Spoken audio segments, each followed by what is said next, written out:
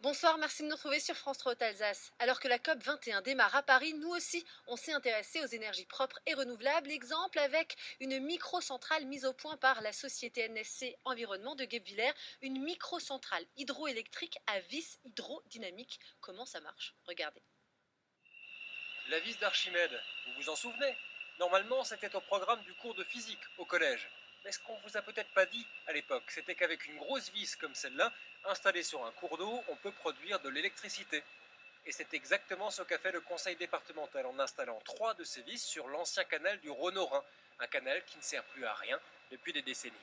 Une seule vis ici nous permet de faire 2 millions de kilomètres avec une voiture de service électrique par exemple. Donc pratiquement le nombre de kilomètres que fait le conseil départemental en une année avec une seule vis. Et c'est pareil, on peut alimenter l'équivalent de 1000-1200 foyers avec une seule de ces vis. Donc c'était dommage de perdre cette énergie. Et ce qu'on voulait montrer, c'est que les petits ruisseaux font les grandes rivières. Et donc, des vis comme celle-là, le conseil départemental projette d'en installer une vingtaine dans tout le Haut-Rhin. En revendant l'électricité qu'elles produisent, elles doivent se rentabiliser en 10 ans. Et cette idée d'utiliser des vis d'Archimède, elle vient aussi d'Alsace. Voici les ateliers de NS Schlumberger à Guebwiller, un industriel historique de la région qui cherchait de nouveaux produits.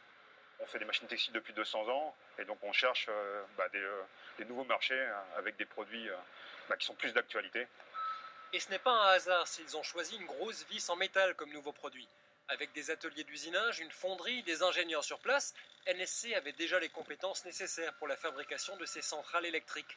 Et comme ils vendent déjà leurs machines textiles partout dans le monde, ils ont un réseau commercial en Afrique ou en Asie par exemple. Dans des pays émergents qui ont besoin d'énergie, s'il y a des rivières avec des seuils du débit, pas mal de débit dans la rivière, on peut très bien envisager l'installation de vis d'Archimède et d'alimenter des villages qui pour l'instant sont sans énergie.